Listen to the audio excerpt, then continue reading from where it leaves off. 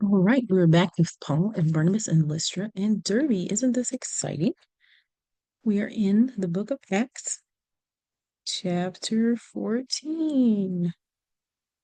Let me see.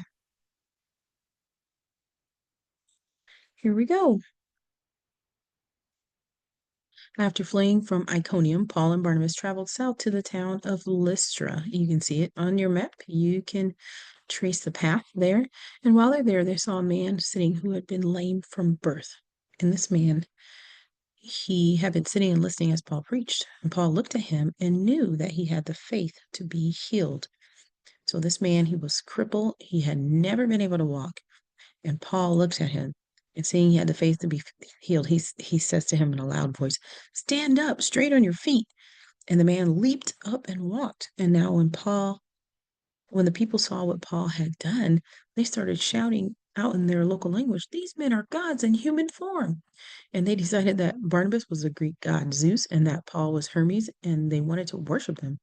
So the priest of the temple of Zeus, who was just outside the town, and the crowd, they brought bowls and wreaths of flowers to the gates, and they were getting ready to offer sacrifices to them. Paul and Barnabas tore their clothes and they were concerned, and they said, "No, we're just human beings, just like you.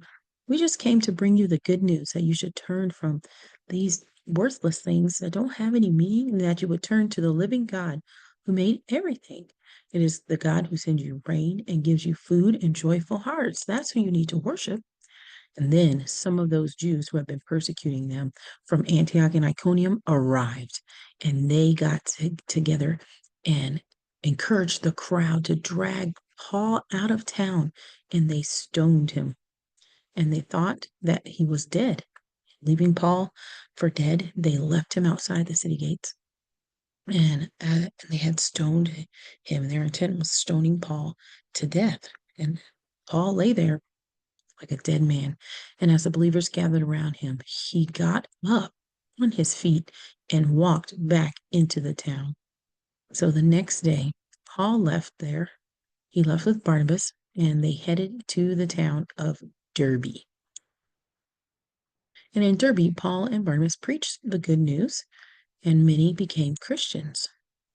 And then they returned the way that they had come from Derbe back to Iconium, to Lystra, to Antioch, to Perga, encouraging and teaching those who had become Christians on their journey.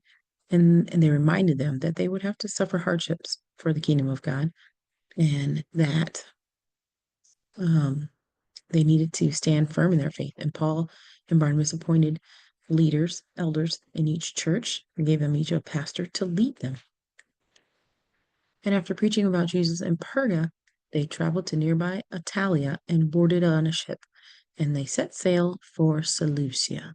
So if you have your map, we're going to finish tracing that journey that Paul and Barnabas took. From there, they made their way from Seleucia to Antioch, where their journey had begun.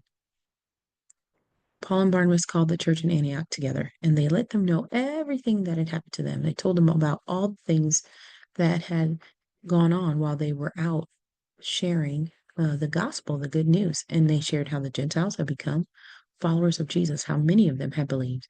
Then they stayed in Antioch also for a long time, encouraging the believers there and teaching them more about God and about Jesus and what he wanted for them and how he wanted them to live. So that was the end of Paul's first missionary journey. We'll continue more the next time.